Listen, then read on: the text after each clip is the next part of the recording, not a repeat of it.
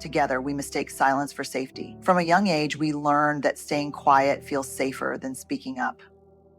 But research shows that when we hold back, whether it's asking a question in class, sharing an idea at work, or telling someone how we feel, we don't just avoid discomfort, we also miss out on growth, connection, and courage.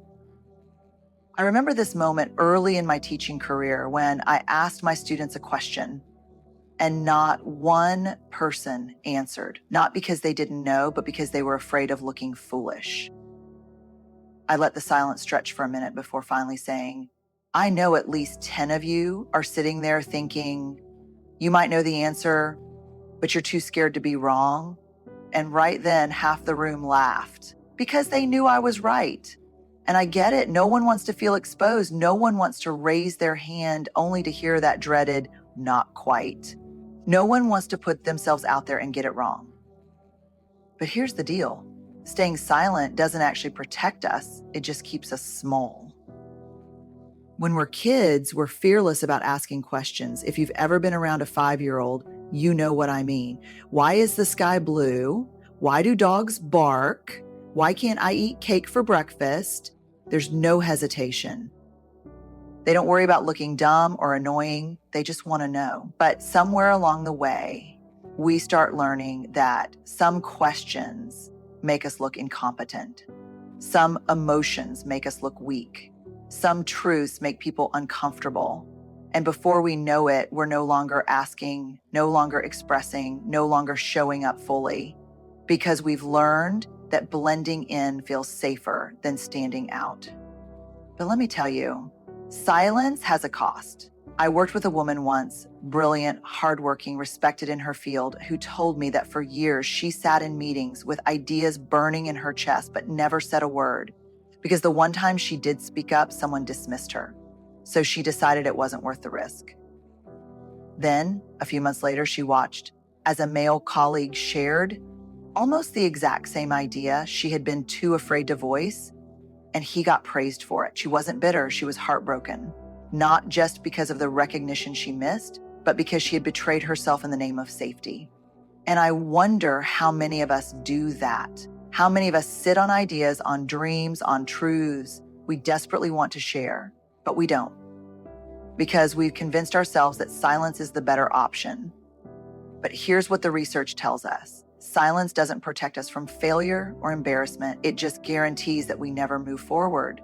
Think about every meaningful moment in your life: falling in love, taking a risk, admitting you needed help, saying, I don't know, but I want to learn. Those moments required discomfort. They required a willingness to step outside of certainty and into the unknown. And I know what you might be thinking, but what if I speak up and I'm wrong? What if I get rejected? What if I look foolish? Okay, but what if you don't?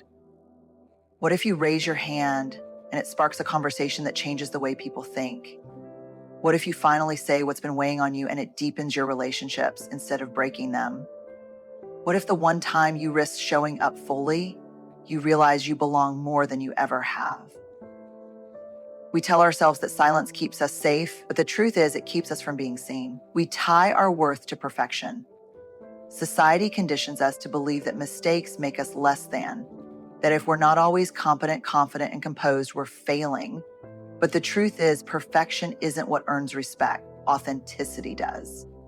The people we admire most aren't flawless. They're the ones willing to show up as they are.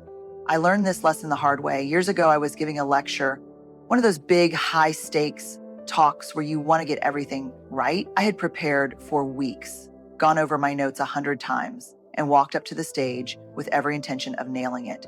And then, mid-sentence, I completely blanked.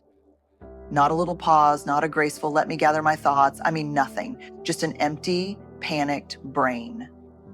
And I could feel it, the heat rising in my face, the tension in the room. My inner critic kicked in, screaming, you just blew it. They're all waiting. You should have been more prepared. So I did the only thing I could think to do. I took a deep breath, looked at the audience, and said, well, that just fell right out of my brain. And do you know what happened? They laughed.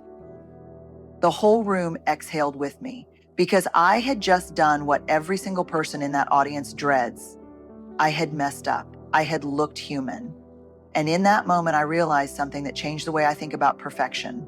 We think people respect us for being flawless, but what actually makes us relatable, what actually earns trust, is our willingness to be real. The research backs this up. We are wired for connection, and connection doesn't happen through polish and performance. It happens through truth. It happens when someone sees us, struggles, imperfections, uncertainties, and all, and still chooses to lean in. But we don't live in a culture that celebrates that. We live in a world that rewards the highlight reel, perfect Instagram photos, perfectly worded emails, perfectly curated lives that never show the hard parts. And after a while, we start believing that if we're not perfect, we're failing. I see this all the time in students, professionals, all of us. People who won't apply for the job unless they check every box. People who won't share their creative work unless it's flawless.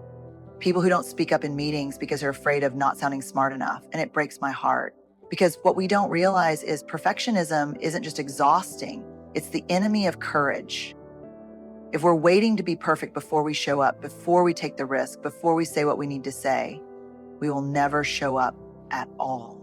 Perfectionism isn't the same as striving for excellence. Excellence is about doing your best. Perfectionism is about proving your worth. It's not about getting things right. It's about making sure no one sees you get them wrong.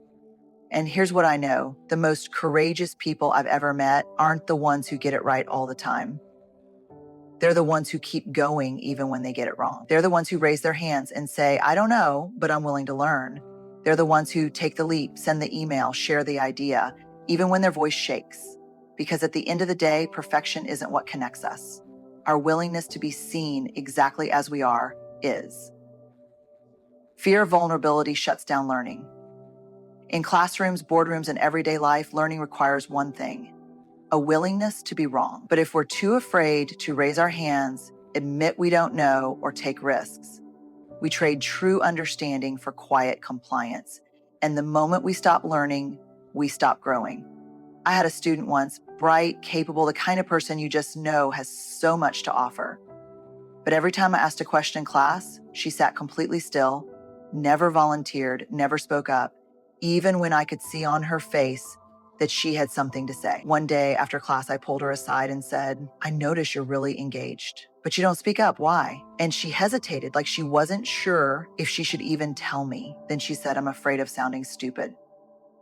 And I thought, there it is, that quiet, insidious belief that showing uncertainty equals weakness, that asking questions means you're less than, that if you don't already know, you must not belong. And here's what's wild. She wasn't alone in that fear. The research is clear. We have built a culture where certainty is valued more than curiosity, where confidence, even false confidence, is rewarded, and humility is mistaken for incompetence. In the workplace, people hold back ideas because they don't want to sound uninformed. In relationships, people don't ask the hard questions because they don't want to look insecure. And in classrooms, where learning should be the safest thing we do, students would rather sit in silence than risk getting something wrong. And it makes sense. We've all had that moment, right? That time we did speak up and someone rolled their eyes. That time we did ask a question and someone made us feel small for not already knowing the answer. But the problem is, when we stop admitting what we don't know, we also stop discovering what we could. I once heard someone say the smartest person in the room is the one who is still willing to learn. And I believe that with my whole heart. Think about the most brilliant, innovative minds in history: scientists, artists, leaders. Not one of them got there by pretending to know everything. They got there by asking, by experimenting, by failing, by learning. But when we fear vulnerability, we choose performance over progress. We choose looking competent over becoming competent, and that's dangerous. Because learning isn't just about absorbing information, it's about being willing to stumble through the process. And if we can't do that, we don't just stagnate, we shrink. So what do? How do we start unlearning this fear? It starts with something simple but hard. We have to get comfortable saying, I don't know. We have to make peace with not having all the answers, because pretending we do only keeps us from finding them. And more than that, we have to create spaces at work, at home, in schools, where learning is safe, where curiosity is rewarded more than certainty, where it's okay to say, I don't get it. Because the truth is, there is no learning without vulnerability. There is no real connection. Think about the people you feel closest to. Did you bond over looking perfect together, or over the moments where you were real, messy, uncertain, maybe even struggling, but seen and accepted anyway? Vulnerability is the foundation of trust, and without it, our relationships stay surface level. I remember talking to a man, successful, respected, the kind of person who seemed like he had it all together. And he told me something that stopped me in my tracks. He said, I have a lot of friends, but I don't think a single one of them really knows me. And my first thought was, how is that possible? But then I thought about how often we do that, how often when we show up in relationships with our polished, curated selves, the version of us that's acceptable, agreeable, easy to be around, the version that doesn't rock the boat, doesn't get too emotional, doesn't say, I need help, or I'm scared, or I don't know if I'm okay. And then we wonder why we feel disconnected. Here's what I know. You cannot have true connection without vulnerability. There is no intimacy without letting yourself be seen. No deep friendship without revealing who you really are. No lasting love without risking your heart. And yet we resist it. We've been taught to believe that vulnerability is weakness, that if we show too much, need too much, feel too much, people will pull away. So we armor up. We hide the parts of ourselves that feel too raw, too messy, too real. And at first, it feels like self-protection, but over time, it turns into isolation. The research is clear. Human beings are wired for connection. We need to be seen, to be heard, to belong. And yet, we build our lives around avoiding the very thing that makes that possible, showing up fully, imperfections and all. I worked with a woman once, successful, driven, the kind of person who always had the right answer. She told me that for years, she kept her personal struggles completely separate from her friendships. She was the one people leaned on, the strong one, the one who never fell apart. And then one day, life hit her hard, really hard. And she realized she had no idea how to reach out. She had built relationships where she was always giving but never receiving, because somewhere along the way, she had convinced herself that if she let people see her struggle, they wouldn't respect her anymore. And that's the lie we tell ourselves, right? That if people see our fears, our insecurities, our real selves, they'll turn away. But the truth? That's where connection happens, when someone says, me too, when someone hears your story, the unedited, unfiltered version, and stays. When you finally say, I'm struggling, and instead of pulling back, they step in closer. Those are the moments that build trust, that deepen relationships, that remind us we're not alone. But we don't get there by pretending we're fine all the time. We get there by being willing to be seen. So the question is, are we brave enough to let ourselves be truly known? Because without vulnerability, all we have are performances of connection, and those will never fill us the way real belonging does. When we reject vulnerability, we choose fear over courage. Every meaningful act in our lives, whether it's starting something new, telling someone how we feel, standing up for what we believe in, requires us to step into uncertainty. And let's be honest, uncertainty is terrifying. But here's the thing, if we wait to feel totally safe before we act, we'll never move at all. I once had a woman come up to me after a talk and she said, I want to be more courageous. I want to put myself out there. But every time I even think about it, I feel like I'm going to be sick. I guess I'm just not brave enough. And I looked at her and said, that feeling, that sick, shaky, oh my God, what am I doing feeling? That is bravery. Because courage isn't the absence of fear. It's feeling afraid and showing up anyway. But we don't teach that. We don't tell people that fear is a natural part of anything worth doing. Instead, we internalize this idea that fear is a stop sign, that if something scares us, it must mean we're not ready or not good enough or that we should turn back. And so we wait. We wait to feel confident before we start. We wait to be sure we won't fail before we try. We wait to feel ready. And in the meantime, life moves on without us.